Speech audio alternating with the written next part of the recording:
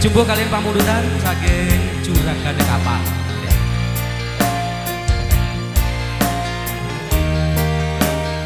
Oke, Mas Ari mbok gelem badhe mundhut tembang monggo Mas Ari.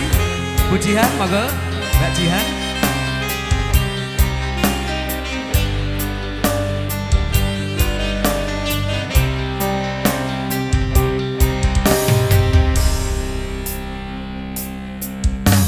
Kene opo sikapmu saiki wis beda, kowe ninggalno aku menting wong liya.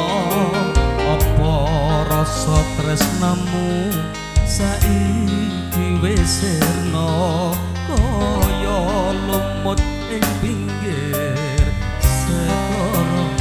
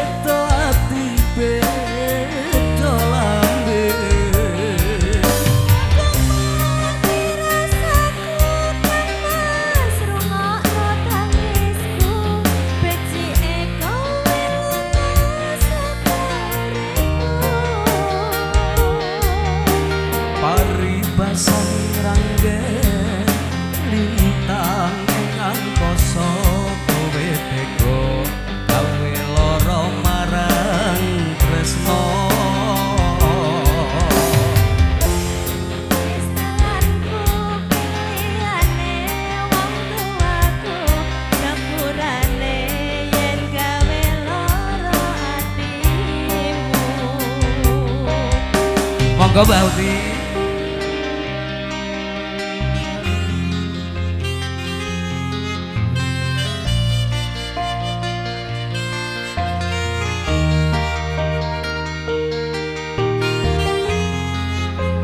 Seprono seprene aku tresno karo kowe. Nanging kudu kaya ngene. Sopo to sing ora mengkap-mengkap dadane?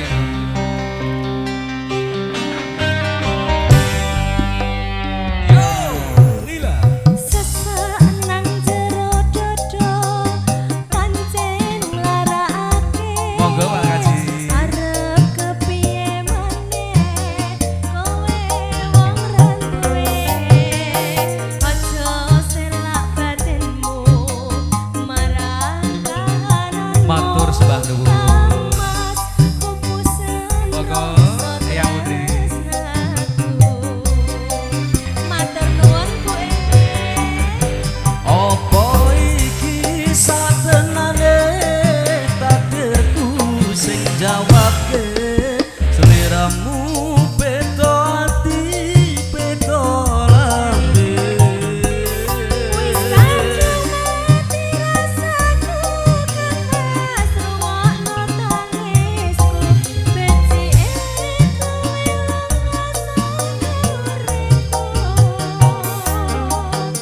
Paribasan ngrangge lintang ing angkasa kowe teka gawe lara marang tresno.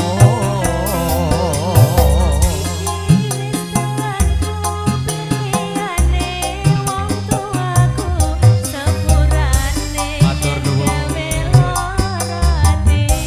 Kita goyang lagi Cok. Terima kasih. Masih bersama Sari. Lo ngono. Yo. Kalih goyang tipis-tipis gue. Ngaji sakit lah monggo. Nggih, matur nuwun.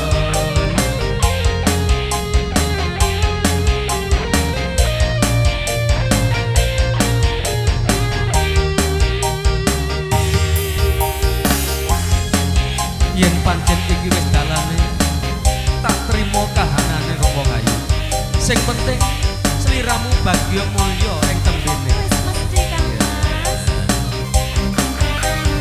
hey hey parese Sesak nang jero dodo pancen larake arep kepiye maneh kowe wong kang duwe matur nuwun aja selak batinmu marang kahananmu Kang Mas pupusan rasa tresnamu. Apa iki satenane takdirku sing jawabke sliramu beda ati beda lambe Wis kadung mati rasaku Kang Mas rungokno tangisku becike kowe lunga sakuripku.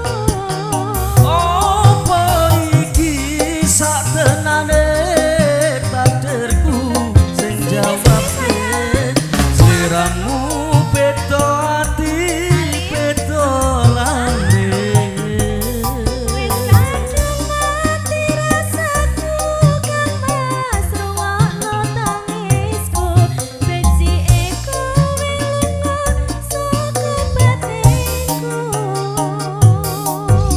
Paribasan rangge lintang ing angkasa kowe tega gawe lara marang tresno